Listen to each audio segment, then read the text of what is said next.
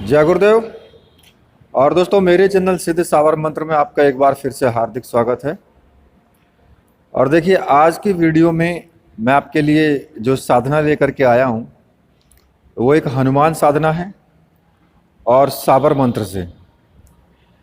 इस मंत्र की और इस साधना की ये विशेषता है कि हनुमान जी आपके सामने आएंगे ही आएंगे। इसलिए वीडियो को आप पूरा देखना, स्किप मत करना बिल्कुल भी, क्योंकि जो साधना विधि मैं इसमें बताता हूँ यूट्यूब पर, वो साधना विधि एकदम करेक्ट होती है। क्योंकि विधि जो होती है, विधि का भी फर्क पड़ता है जब आप साधना करते हैं। मंत्र का तो पड़ता ही पड़ता है फर्क, लेकिन विधि का भी पड़ता है। ठीक है, तो इसलिए वीडियो को पूरा देखना, स्किप मत करना। दूसरा, मैं एक चीज़ और आपको याद दिलवा दूं कि ये मंत्र मैंने पहले भी डाला था YouTube पर, लेकिन इस बार इसमें कुछ चेंजिंग है। जो पहला मंत्र मैंने दिया था, वो मंत्र दिया था कि जय हनुमान 12 बरस का जवान, हाथ में लड्डू मुख में पान, हाँक मारत आए बाबा हनुमान, मेरी भक्ति गुरु की शक्ति, फुरो मंत्र ईश्वर वाचा। लेकिन इस मंत्र में ये हनुमान जी की मर्जी के ऊपर डिपेंड है कि भाई वो आए या ना आए। अगर आप इस मंत्र को करते हो, है तो साबर मंत्र, लेकिन इसमें हनुमान जी की मर्जी है कि आप उनको बुला रहे हैं। अगर उनको अच्छा लगेगा कि भाई हाँ, आप अच्छे साधक हैं और अच्छा आपका भाव है, लगन है, मेहनत है, तो वो आएंगे और 100% आपका कार्य वो करेंगे, आपकी रक्षा भी करेंगे। तो उसमें हनुमान जी की मर्जी है, और वो तभी आएंगे जब आपके आचरण अच्छे होंगे, भाव अच्छे होंगे, आपके अंदर एक साधक की विशेषताएं होंगी। लेकिन जो मैं आज ये मंत्र आपको बताऊंगा, इस मंत्र में उनको आना ही आना है, क्योंकि कुछ इसमें ऐसी सौगंध डाल दी जाती हैं मंत्र के अंदर कि जिससे कि देवता को आना ही पड़ता है। तो देखिए, इस साधना को मैं आपको एक तरीके से बताऊंगा कि इस साधना को कैसे किया जाए और इस साधना में क्या क्या आपको विशेष कार्य करने पड़ेंगे। तो देखिए, ये जो मंत्र है, ये सभी प्रकार के कार्यों में आपका प्रयोग हो सकता है। इसको आप किसी भी कार्य में प्रयोग कर सकते हैं, चाहे वो रक्षा मंत्र के मामले में आप प्रयोग करें इसका, चाहे आप किसी के भूत प्रेत भगाने में इसका प्रयोग करें, चाहे किसी भी प्रकार का कोई तंत्र मंत्र किया गया हो उसको समाप्त करने के लिए करें। मतलब कि जो भी कार्य हैं उनके लिए आप इस प्रयोग को कर सकते हैं, क्योंकि ये हनुमान जी की साधना है और वो दर्शन देंगे, और दर्शन देने के बाद जब वो आशीर्वाद देंगे तो फिर कि आपकी मन के अनुसार वो कार्य करेगा मंत्र। अब मैं उसका प्रयोग मैं आपको बाद में बताऊंगा, पहले मैं आपको साधना बता देता हूं। देखिए, इस साधना में आपको मुख्य रूप से कहते हैं ना कि कुछ लोग क्या बोलते हैं कि जिस सामग्री के बिना आप साधना बताइए। भाई, सामग्री के बिना साधना कैसे हो सकती है? क्या आप दीपक नहीं जलाएंगे? वो भी एक सामग्री है। क्या आप अगरबत्ती, धूप बत्ती, आसन या फिर पहनने के वस्त्र या फिर हनुमान जी को भोग, वो भी तो एक सामग्री है। वो भी आपको दुकान से ही लाना पड़ेगा, घर में किसी के नहीं बनता है। तो इसलिए बिना सामग्री के तो साधनाएं नहीं होती हैं, कुछ ना कुछ सामग्री तो उसमें आपको डालनी ही लगती ही है। तो देखिए, इसमें आपके लिए जो सामग्री की आवश्यकता होगी, इसमें एक यंत्र की आवश्यकता होगी, ठीक है, एक लाल मूंगा माला की आवश्यकता होगी और एक रक्षा माला की आवश्यकता होगी, क्योंकि इसमें आपके लिए रक्षा माला का होना बहुत जरूरी है। दूसरी साधनाओं में मैंने नहीं बताया है हनुमान जी की साधनाओं में रक्षा माला के लिए, लेकिन इसमें रक्षा माला की आवश्यकता पड़ेगी। तो ये तीनों सामग्रियां मंत्र सिद्ध प्राण प्रतिष्ठा युक्त होनी चाहिए, ठीक है। और ये सामग्रियां आप ले सकते हैं, मैंने अपना नंबर व्हाट्सएप नंबर दिया है, अगर आप कुछ सामग्री चाहिए तो आप ले सकते हैं, मंत्र सिद्ध प्राण प्रतिष्ठा युक्त। अब रक्षा माला क्या होती है कि रक्षा माला जो होती है वो रक्षा मंत्रों से सिद्ध होती है, ठीक है। आप उसको लेकर के आप मंत्र जाप करते हुए गले में धारण करके जब आप मंत्र जाप करते हैं तो आपकी वो देह की रक्षा करती है, ठीक है। आपसे कोई गलती हो जाए तो उसके लिए वो माला जो है आपकी रक्षा करती रहती है, तो इसलिए रक्षा माला को दिया जाता है। अब इसमें आपको क्या करना होगा, किसी भी मंगलवार या शनिवार से आप इस साधना को शुरू कर सकते हो। और ये साधना आप अगर रात्रि में करें तो बहुत अच्छा है, रात्रि में करीब 9 बजे या 8 बजे, और किसी भी टाइम करें, 8 बजे करें या 9 बजे करें, लेकिन प्रतिदिन टाइम वही रहना चाहिए। 10-15 मिनट आगे पीछे हो सकते हैं, लेकिन ऐसा नहीं कि 1-1, 2-2 घंटा आगे पीछे कर दिया, ऐसा बिल्कुल नहीं होता, तो साधना खंडित हो जाती है। फिर 8 बजे करें या 9 बजे करें या 10 बजे करें, मतलब रात्रि में शाम के वक्त करें। किसी भी मंगलवार से शुरू कर सकते हैं, किसी भी शनिवार से शुरू कर सकते हैं। स्नान आदि करके लाल रंग का आपका आसन होना चाहिए, ठीक है। और आपको जो साधना करने में जो मेन और मुख्य रूप से जो सामग्री है वो सामग्री लेकर के सामने एक चौकी बिछा लें और चौकी पर लाल रंग का कपड़ा बिछा लें और उस पर एक हनुमान चित्र, एक भगवान श्री राम का चित्र और एक शंकर भगवान का चित्र या फिर अपने गुरुदेव का चित्र, ये होना आपके पास जरूरी है, ठीक है। थोड़ा सा पानी रख लें, एक लुटिया में पानी रख लें और उसमें एक फूल डाल लें। लाल रंग के पुष्प इस सामग्री में भी आपको चाहिएंगे। एक शुद्ध घी का दीपक, धूप बत्ती, अगरबत्ती जो भी आपके पास है वो भी आप लगाएंगे, और भोग के लिए लड्डू आप ले लें, ठीक है। और टीका करने के लिए आपको सिंदूर का टीका आपको लगाना है। अब जब आप इतना सब काम कर लेंगे तो आपको उत्तर दिशा या पूर्व दिशा की तरफ मुख करके आपको बैठ जाना है। और जब उत्तर दिशा और पूर्व दिशा की तरफ मुख करके आप बैठ जाएंगे तो लाल वस्त्र आपको धारण करने हैं, लाल वस्त्र ही आपको धारण करने हैं। अच्छा, इससे पहले मैं आपको एक चीज और बता देता हूं कि आपको कुछ चीजें आपको जरूर इसमें करनी है। जैसे कि आप मंगलवार या शनिवार से तो शुरू करेंगे ही करेंगे, लेकिन मंगलवार को हनुमान जी के लिए किसी भी मंदिर में जाकर के पहले सुबह के टाइम सिंदूर का एक चोला चढ़ाएं, ठीक है।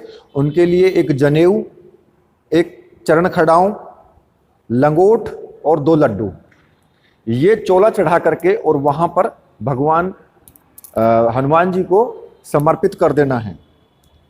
इसके बाद आपको उसी मंगलवार को व्रत भी आपको रखना है, ठीक है।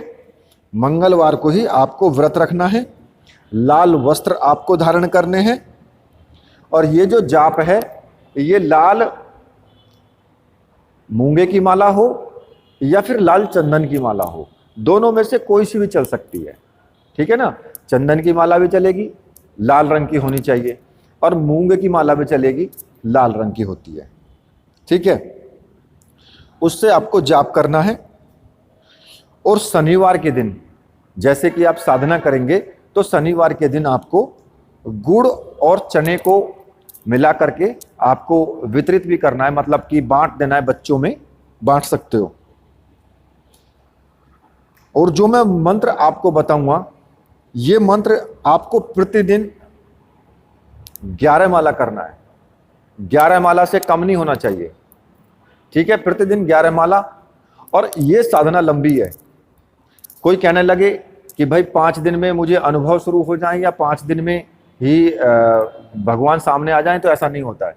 क्योंकि मुझसे मेरे पास में जो जिन लोगों ने सामग्री ली है और जो साधना कर रहे हैं, कोई तो ऐसे हैं कि 5 दिन बाद ही या 2 दिन बाद ही मुझे मेरे पास में मैसेज करने लगते हैं कि गुरुदेव अनुभव तो हो ही नहीं रहे, अनुभव तो हो ही नहीं रहे। भैया अनुभव तो जब होंगे ना, पहले अपने आप को भी देखो, पहले अपने आप को संभालो, आचरण शुद्ध रखो, किसी के प्रति गलत भाव मत रखो, भाव रखो देवी या देवता के प्रति। दूसरा कि आपको अपना जो सत्य वचन, ज्यादातर सत्य वचन बोलने की कोशिश करो, ठीक है। लगन अपनी पूरी होनी चाहिए देवी या देवता के प्रति, तो तब अनुभव आते हैं, उसमें डूबना पड़ता है। अब 4 दिन मंत्र जाप कर लिया, तुरंत गुरुजी को कि गुरुजी अनुभव तो हो ही नहीं रहा, गुरुजी कुछ हो ही नहीं रहा है। यार धैर्य रखो ना थोड़ा, धैर्य तो बिल्कुल भी नहीं है। मतलब कि एक ही दिन में सारा काम हो जाना चाहिए, इतनी जल्दी है सभी को कि बस साधना ली, सामग्री ली, एक दिन मंत्र जाप किया, देवता प्रकट सामने। ऐसा होना चाहिए भाई, ऐसा नहीं होता है, दुनिया के तख्ते पर भी नहीं हो सकता है। हाँ, कोई उच्च कोटि के साधक हों, बहुत उच्च कोटि के साधक हैं, उनके सामने अपराशक्तियां जो हैं ये 1 दिन 2 दिन 5 दिन में प्रकट हो जाती हैं। लेकिन आपके अंदर तो पूरा का पूरा कबाड़ भरा है, कहां से एकदम से प्रकट हो जाएंगी, ये सोचिए, ठीक है। तो इसलिए ना खुद परेशान हो और ना मुझे परेशान करो। अब मैं आपको आगे इस साधना के विषय में बता देता हूं। ये काम आपको लगातार 3 महीने तक करना है। ब्रह्मचर्य व्रत का पालन करना है, अपना आचरण सही रखना है, और हनुमान जी के प्रति और भगवान श्री राम के प्रति लगन और भाव पूरी तरीके से आपको रखना पड़ेगा। साधना में डूबना है, ठीक है, चाहे कुछ भी होता रहे। हाँ, तो अब आपने एक चौकी लगा ली, चौकी पे आपने सब कुछ सामग्री रख ली, दीपक भी जला लिया। सबसे पहले आपको अपने गुरु का पूजन करना है, जो भी आपके गुरु हैं, जिन्होंने गुरु मंत्र आपको दिया है, चाहे वो कोई भी हो। गुरु जी का पूजन करोगे, उनको पुष्प चढ़ाने हैं, टीका लगाना है, धूप दीप दिखाने हैं और थोड़ा नैवेद्य, ठीक है। जब गुरु जी का पूजन हो जाएगा तो फिर गुरु मंत्र की 1 या 2 माला का जाप पहले करना है। गुरुदेव से आज्ञा लेनी है कि गुरुदेव मैं ये साधना करने जा रहा हूँ और इसमें मुझे शीघ्र सफलता मिले, ऐसा मुझे आशीर्वाद दीजिए और अपना आशीर्वाद की मुद्रा में मुझे आज्ञा दीजिए। इतना अपने मन में सोच करके, मन ही मन आज्ञा लेकर के आपको साधना शुरू करनी है। अब अगर आपके गुरु नहीं है तो फिर भगवान शिव को गुरु मान करके आप साधना कर सकते हैं। मैंने पहले भी बताया है, एक वीडियो दी है मैंने कि भगवान शिव को गुरु कैसे बनाएं, वो वीडियो आप देख सकते हो, चैनल पर ही है, वो चैनल पर सर्च कर लेना, ठीक है। फिर आपको अगर नहीं है गुरु तो भगवान शिव को गुरु मान करके और आपको प्रतिदिन 11 माला ओम नमः शिवाय का जाप करना है सुबह के टाइम। और अब आपको भगवान शिव का पूजन करके, अगर गुरु नहीं है तो भगवान शिव का पूजन करके और ओम नमः शिवाय की कम से कम 1 या 2 माला का जाप कर लो। उसके बाद भगवान श्री राम का जाप आपको जरूर करना है, राम रामाय नमः, इस मंत्र से पहले उनका पूजन करेंगे, पंचोपचार उसी तरीके से जैसे भगवान शिव का किया है। उसके बाद इस मंत्र का आपको 1 या 2 माला का जाप जरूर करना है, राम रामाय नमः, और उनसे प्रार्थना करनी है कि भगवान श्री राम से कि मैं हनुमान जी की साधना करने जा रहा हूं और वो आपके सेवक हैं, तो इसलिए हे प्रभु आप मुझे आशीर्वाद दीजिए और मेरे सर पे अपना हाथ रखिए और मुझे मेरी रक्षा करना साधना के अंदर। उनसे ऐसा आशीर्वाद लें मन ही मन। और हो सके तो जो राम रक्षा स्तोत्र है वो कहीं भी आपको मिल जाएगा, पुस्तकें बहुत हैं मार्केट में, या नेट से भी ले सकते हो। तो वहां से राम रक्षा स्तोत्र जो है उसको आप 1 पाठ जरूर कर लें। 1 पाठ हनुमान जी की साधना में अगर राम रक्षा स्तोत्र का पाठ कर लोगे तो कुछ भी नहीं हो सकता है आपको, क्योंकि जब भगवान श्री राम आपकी रक्षा करेंगे तो हनुमान जी तो चुपचाप बैठ जाएंगे कि भाई ये तो करने दो, अब इसको जो कुछ कर रहा है ये, अब तो मुझे जाना ही पड़ेगा। तो इसलिए भगवान श्री राम की स्तुति जरूर होनी चाहिए और राम रक्षा स्तोत्र का 1 बार पाठ कर लो तो आप सुरक्षित भी रहोगे। जब भगवान श्री राम की पूजा हो जाए तो फिर उसी प्रकार से आपको हनुमान जी की भी पूजा करनी है। ऐसा नहीं कि राम जी की पूजा कर ली तो फिर हनुमान जी कुछ है ही नहीं, उनकी भी पूजा करनी है, उनको दीपक भी दिखाना है, पंचोपचार पूजन करना है, पूरी तरीके से लाल रंग के पुष्प चढ़ाने हैं, भोग भी लगाना है। भोग प्रतिदिन आप कुछ भी लगा सकते हो, गुड़ चने का भी लगा सकते हो, लड्डू भी लगा सकते हो, बूंदी भी रख सकते हैं, जिसको गुलदाना या बूंदी बोलते हैं उसको भी रख सकते हैं हनुमान जी के लिए। ठीक है, अब आप इतना काम कर लेंगे तो जो आपके पास यंत्र रखा हुआ है, आपको यंत्र का भी आपको पूजन करना है। उसी तरीके से यंत्र का पूजन करेंगे, और जो माला आपकी रखी है जाप के लिए, उस माला का भी आपको पूजन करना है, क्योंकि वो माला आपको सिद्धि दिलाएगी। इसलिए उस माला का भी आपको पूजन करना है। उस माला का पूजन जरूर होना चाहिए, क्योंकि कई बार ऐसा होता है कि जाप करते करते माला बीच में टूट जाती है। तो इसलिए माला से प्रार्थना करना कि हे माले, आप बीच में टूटना नहीं, आप धैर्य रखना, और मैं आपका पूजन कर रहा हूं, और आप मेरी रक्षा करना, मेरी साधना को खंडित होने से बचाना। ठीक है, तो इस प्रकार से आपको माला का भी आपको पूजन करना है।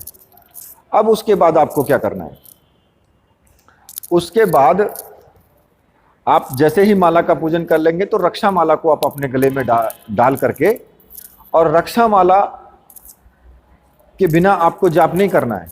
रक्षा माला को पहले गले में डाल लेंगे, उसके बाद आपको जाप शुरू कर देना है। अब आपको किस मंत्र का जाप करना है, तो वो मंत्र मैं आपको बता देता हूं, जिस मंत्र का आपको जाप करना है।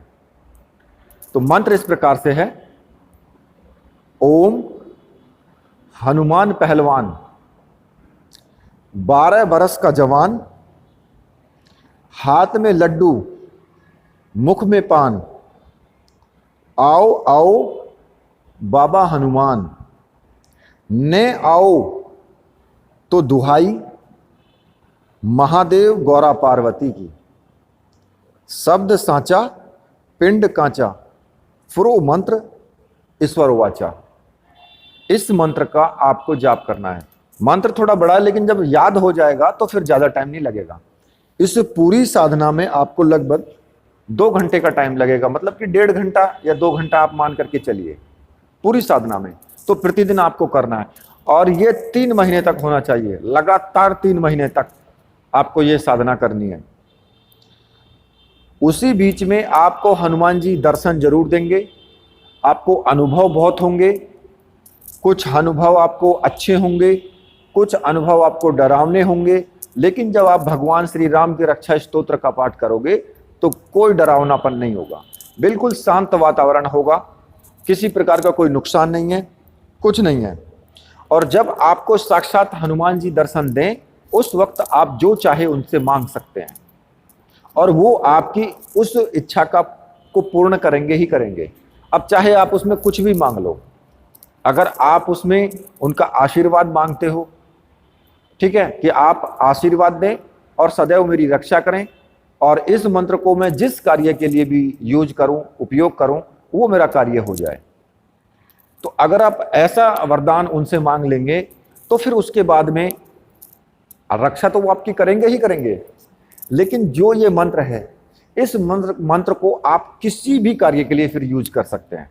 हनुमान जी उसको करेंगे ही करेंगे उस कार्य को। अब चाहे वो कैसा भी कार्य हो, इस संसार का कैसा भी कार्य हो, उस कार्य को वो जरूर करेंगे। ठीक है, तो देखिए इस मंत्र के जो प्रयोग हैं वो भी मैंने आपको बता दिए। नॉर्मल से छोटा सा ही प्रयोग है, क्योंकि इसमें साक्षात दर्शन है, इसमें कोई ऐसी अलग से विधि विधान नहीं है। तो इसी के साथ अब मैं वीडियो को यहीं पर समाप्त करता हूं। तो मेरे साथ बोलिए, बोलिए वीर बजरंगबली हनुमान जी महाराज की जय, बोलिए मेरे गुरुदेव की जय, बोलिए मेरे परमहंस गुरुदेव की जय।